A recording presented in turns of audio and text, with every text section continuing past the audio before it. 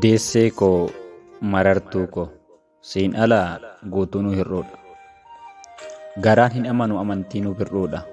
Bitaataa hundinuu dhibaadha akkisaa miidhagee mul'atu bareeda fokkisa. Deessee koo yoo ati jirtu dhabnuu qabeenyu laafinnuu jabeenyu gaarummaaf jabummaaf ati fakkeenyu. Ila haadha ofii tana takka ooltee bulteet ishee yaaddi qalbiin ofitti ishii aanseet ishee faarse rabbiin mararfattuu ofii oomishtuu jaalala hubadhaa yaa namaa ulaan jaannataatu faana ishee jala.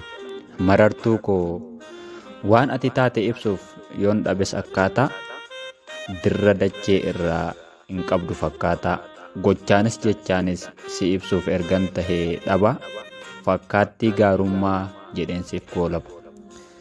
Filannoo dhabnaan malee jechi koo kunis eessaa humna qaba. Marartuu koo akka gaarummaa keetti siif haa tolu jireenyi fuula lafaa gubbaatti sin argin hammeenyi.